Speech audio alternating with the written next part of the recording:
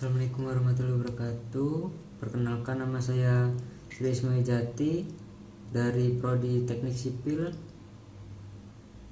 Saya akan menyampaikan sedikit materi mengenai pengertian lingkungan hidup, ruang lingkup lingkungan hidup, dan filsafat lingkungan hidup.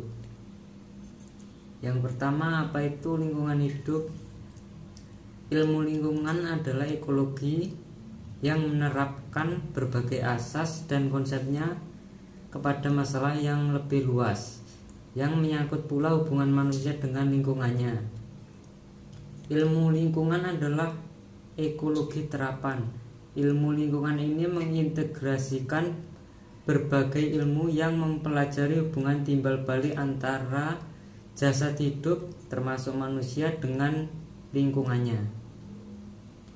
Menurut Miller 2009, ilmu lingkungan adalah ilmu yang menggunakan konsep dan informasi dari ilmu pengetahuan alam seperti ekologi, biologi, kimia, dan geologi, dan ilmu sosial seperti ekonomi, politik, dan etika. Pentingnya ilmu lingkungan untuk teknik sipil. Ilmu lingkungan dijadikan dasar untuk menyelesaikan masalah di lapangan sebagai upaya perbaikan lingkungan hidup. Pendekatan yang dilakukan tidak hanya dalam lingkungan keteknikan, tetapi juga dalam lingkungan sosial dan budaya. Selain sebagai upaya modifikasi, juga memberi gambaran beberapa eksperimen sosial untuk memberikan pemahaman tentang permasalahan lingkungan. Untuk yang kedua yaitu ruang lingkup ilmu lingkungan. Ruang lingkup ilmu lingkungan terbagi menjadi beberapa macam, yaitu ada biotik yang merupakan makhluk yang hidup, artinya makhluk yang dapat bergerak, bernafas, dan berkembang biak seperti hewan, tumbuhan, dan manusia. Yang kedua ada makhluk yang tidak dapat bergerak, tidak dapat bernafas, dan berkembang biak, yaitu air, tanah, dan udara. Yang ketiga ada logam, benda yang keras dan dapat mengantarkan panas dengan baik seperti besi, emas, aluminium, dan tembaga. Yang keempat ada non-logam, benda yang tidak dapat mengantarkan panas dengan baik, contohnya kayu, karet, dan plastik. Yang kelima dapat diperbarui,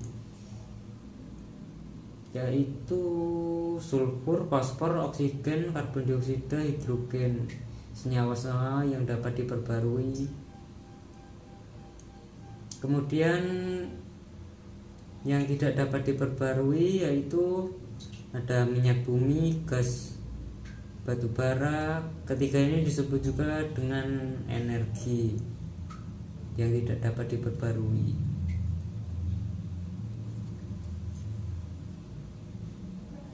Ruang lingkup ekologi juga terbagi menjadi 4 bagian, yaitu organisme, makhluk yang hidup tunggal, contohnya manusia, pohon, ikan, terus kucing, banyak lagi. Kemudian populasi, yaitu kelompok individu atau organisme yang sejenis yang menempati suatu tempat pada suatu waktu, contohnya populasi katak di sawah, populasi ikan di laut, dan lain-lain. Kemudian ada komunitas. Komunitas yaitu beberapa populasi yang mendiami suatu tempat secara bersama, contohnya komunitas ikan, komunitas udang, komunitas penyu di sungai. Kemudian ada ekosistem. Ekosistem yaitu interaksi secara timbal balik antara komunitas dengan komunitas abiotiknya, contohnya ekosistem padang rumput, ekosistem laut, ekosistem sungai, dan lain-lain. Kemudian yang ketiga, filsafat ilmu lingkungan. Apa itu filsafat ilmu lingkungan? Filsafat ilmu lingkungan mengandung pengertian kearifan memahami alam sebagai rumah tinggal sekaligus sebagai sebuah kearifan dalam menuntun secara alamiah bagaimana mengatur rumah tempat tinggal tadi agar layak didiami dan menjadi penunjang sekaligus memungkinkan kehidupan dapat berkembang di dalamnya. Ia tak sekedar sebuah ilmu melainkan sebuah kearifan sekaligus, menurut Keraf 2004. Contoh soal pertama, apa yang mempengaruhi kualitas buruk lingkungan? Degradasi lingkungan hidup disebabkan oleh dua faktor utama, yaitu alam dan manusia. Faktor alam yang menyebabkan degradasi lingkungan tidak dapat diprediksi dan dihindarkan oleh manusia sepenuhnya. Faktor alam ini misalnya gempa bumi, gunung meletus, banjir, tsunami, angin topan, wabah penyakit, kekeringan, dan kebakaran. Faktor manusia yang menyebabkan degradasi lingkungan sepenuhnya tergantung usaha manusia dalam mengendalikan kegiatannya, termasuk dalam mengelola lingkungan hidup. Contoh soal yang kedua, apa dampak positif dan negatif pembangunan terhadap lingkungan? Dampak positif dari pembangunan adalah dapat meningkatkan kualitas hidup yang terdiri dari meningkatkan kualitas fisik, turunnya angka kematian, dan meningkatkan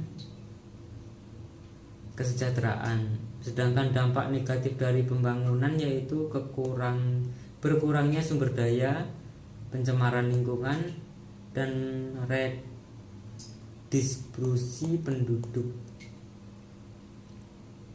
Referensi materi diambil dari situs Kompasiana dan buku pengantar lingkungan hidup. Quotes menurut Albert Einstein, lihatlah jauh ke alam lalu kamu akan memahami segala lebih baik. Thank you, terima kasih.